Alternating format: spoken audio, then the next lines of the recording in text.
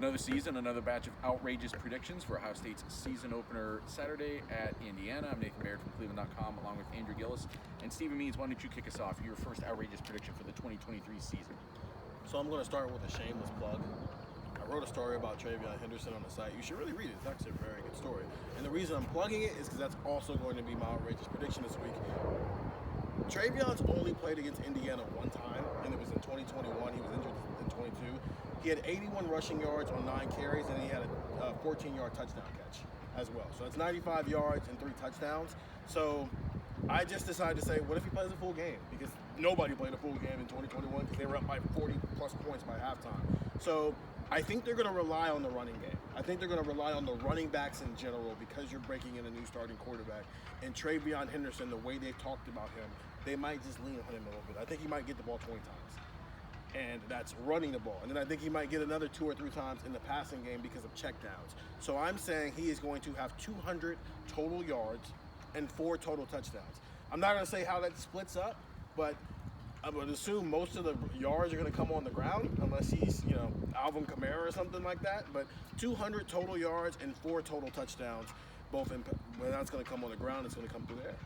He does have a 200-yard game in his career against Tulsa as a true freshman in 2021 when the first-year starting quarterback needed some help, so maybe some similarities there. Andrew, what is your outrageous prediction for the Buckeyes against the Hoosiers? I actually lean the opposite way, pretty much the complete opposite way of Steven. I'm going to say that both quarterbacks, Kyle McCord and Devin Brown, throw for 200 yards each.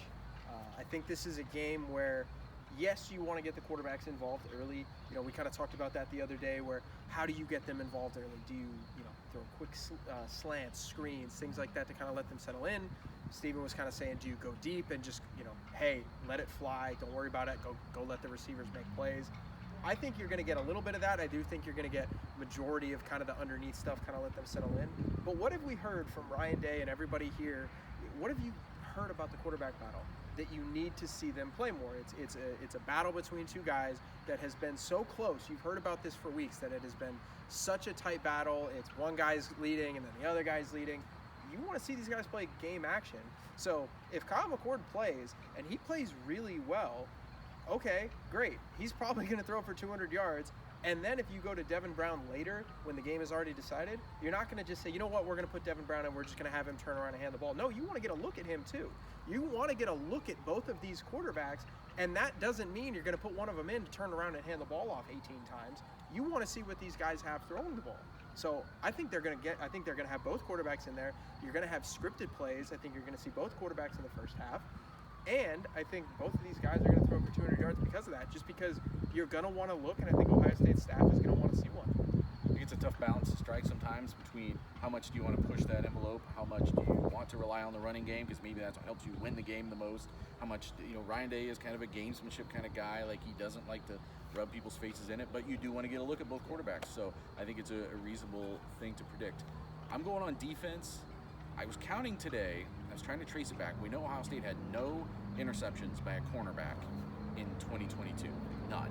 And I think they didn't in any of the last 5 games of 2021 either. I think it's like an 18-game drought. It goes back to Cam Brown had a pick against Penn State in 2021 on October 30th, something like that. So I'm saying at least 2 interceptions for Ohio State's cornerbacks on Saturday. Now that isn't usually a outrageous prediction, but it's been so long since they've had even one that I think 2 is somewhat outrageous.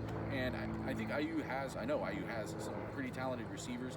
I don't know if either the quarterbacks that they're picking from, and Tom Allen has picked one, just hasn't told us who it's going to be. I don't know how well they're going to get the ball to those guys, especially against an Ohio State defense that I think is very primed to come out and kind of prove itself. And I think this defensive line is going to cause problems for whatever quarterback is in there. So I'm saying 2 picks from whoever from that group. One of them could be late, could be among the starters, but some combination of corners. 2 picks. And I think over the course of this year, I think we're going to see just more playmaking from the back 6, the back 5 in this Ohio State defense. More talk about this game coming up this week on Buckeye Talk. Get it wherever you can find podcasts, and get the text 614-350-3315. That's where we'll be texting pregame, telling you what we're seeing from the quarterbacks, what we're seeing from how this defense is lining up, everything else from Memorial Stadium of Bloomington from Buckeye Talk.